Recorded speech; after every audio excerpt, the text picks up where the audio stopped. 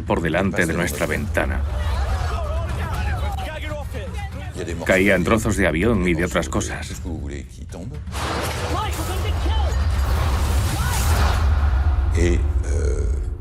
Y después del choque, y ese ruido terrible, el edificio empezó a moverse, pero muy violentamente. El edificio empezó a oscilar durante bastante tiempo. Fueron entre 1 y 2 minutos. Y había mucho ruido. Y como el acero es un material elástico, hubo un fenómeno de vibración que hizo que la torre oscilara. En la calle, los neoyorquinos asisten impotentes a la catástrofe sin sospechar que otro drama aún más aterrador estaba teniendo lugar en el interior del edificio. Lo que nadie sabía en ese momento era que el avión, un Boeing 767, había chocado contra la torre a casi 870 kilómetros por hora. Una velocidad suficiente para fragilizar la fachada y, por tanto, la solidez misma del edificio. Los daños provocados en la fachada se debieron a 2 factores, la masa y la velocidad. Eso crea energía cinética y es lo que rompe el acero. Las alas golpearon la fachada exterior compuesta por columnas y comenzaron a partirse en 1000 trozos.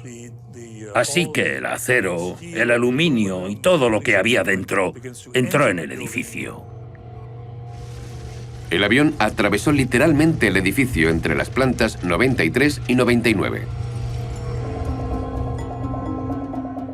El impacto se centró en la fachada. El avión llegó prácticamente horizontal y chocó con el centro de la fachada. Hay que tener en cuenta que, además de la estructura externa, la interna también quedó afectada por el impacto.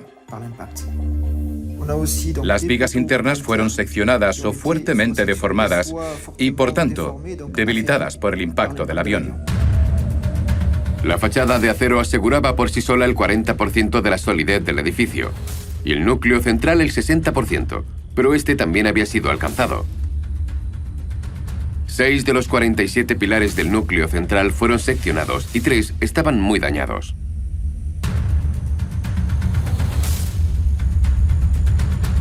Bruno Delanchet no era consciente de los riesgos ligados a la propia estructura del World Trade Center.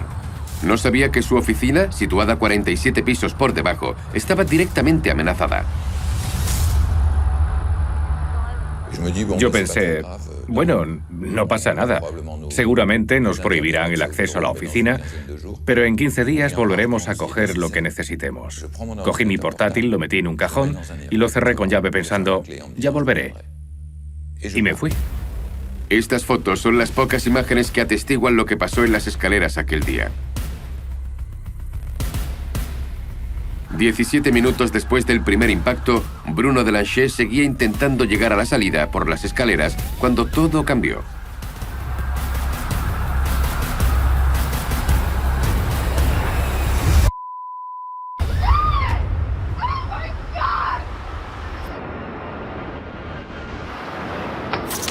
¡Bum! ¡Bum! De nuevo esa doble explosión, terriblemente fuerte. Nuestra torre había sido alcanzada por el segundo avión. El aire estaba lleno de ese polvo sucio, blanco, lleno de escombros. No había humo negro ni llamas, pero escupíamos ese polvo abrasivo.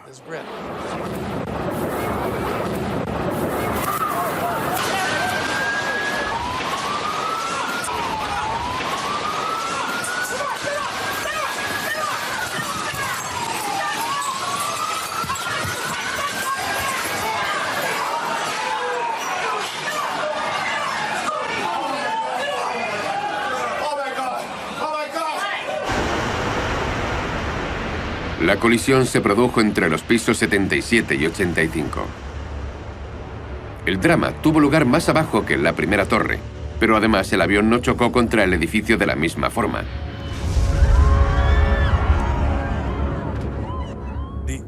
La mayor diferencia es que en la Torre Sur el avión estaba girando, así que cuando chocó estaba inclinado. Por eso llegó cerca de la esquina y destrozó gran parte de la esquina. Uno de los motores estaba cerca del ángulo de la torre y voló a través de la planta porque el espacio estaba vacío. Salió por el otro lado y acabó en la calle, a unas manzanas de allí. Al atravesar la esquina de la torre, el avión no tocó en gran parte el núcleo central, pero sí afectó mucho a todo un lado del edificio y creó un desequilibrio de sustentación. Pese a todo, el World Trade Center parecía resistir a la previsión de catástrofe considerada por los ingenieros. Yo pensé que la torre se iba a caer. Puede parecer extraño, pero de verdad que lo pensé. Me sorprendió que las torres siguieran en pie después de esos enormes impactos y de esas explosiones. De la gente que estaba situada por encima del impacto en la Torre Sur, solo 4 salieron indemnes. Brian Clark fue uno de ellos. En cuanto a Bruno Delanchet, él consiguió llegar finalmente a la salida de la Torre Norte. Pero había mucha gente atrapada. Y lo que ocurriría después sería fatal.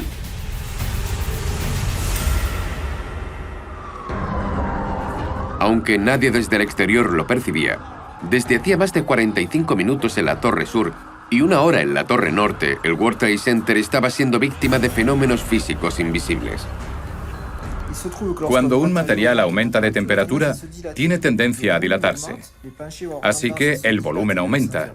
El suelo comenzó a dilatarse hacia los lados y a presionar la fachada. Así que había una fuerza que empujaba la fachada hacia afuera de las torres. Mientras que unos pisos se dilataban, otros, por el contrario, se contraían. Otros pisos siguieron la tendencia contraria y empujaban hacia el interior. Es el llamado efecto funicular de las cargas. Después, hay un momento ligado al movimiento del suelo en relación con las vigas de la fachada, que hace que el suelo ya no tenga un papel estabilizador. Es decir, dejan de impedir que las vigas se doblen. El calor era aún más destructivo que los aviones. Ahora ya estaban a más de 700 grados. Entre el núcleo y la fachada, los suelos perdían poco a poco rigidez. A medida que el incendio avanzaba, se podía ver cómo se deterioraba la estructura. Se veía cómo las columnas exteriores de la torre empezaban a doblarse. Había una inestabilidad terrible. Poco a poco, bajo el efecto del calor, el acero perdió la totalidad de su capacidad de resistencia. Las vigas ya no podían aguantar la carga de los pisos superiores. La inestabilidad era tal que a las 10:28...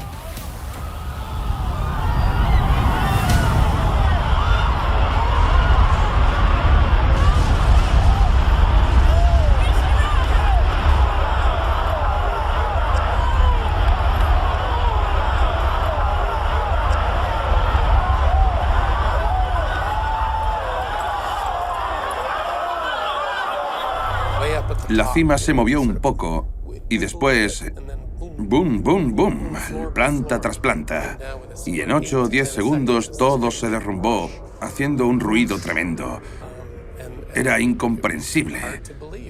No tenía ningún sentido. En ese momento, empezaron a ceder varias columnas. Las que estaban en la esquina de la torre.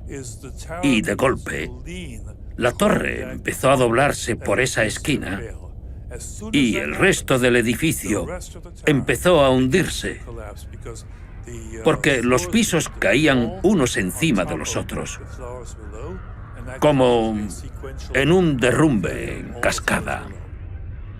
El derrumbe fue casi como un castillo de naipes. La Torre Sur, la que recibió el choque del segundo avión, acababa de derrumbarse. 1 hora y cuarto después de la colisión del primer avión, la estructura de la Torre Norte, bajo el efecto del gigantesco incendio situado en la zona de impacto, no aguantó.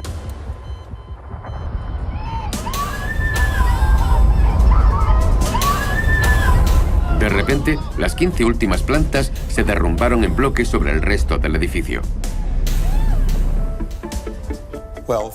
Finalmente, la estructura empezó a perder la capacidad de carga para mantener la torre en pie. Es algo que supera el entendimiento. Medio kilómetro de edificio se derrumba en segundos sin que puedas entender qué ha pasado.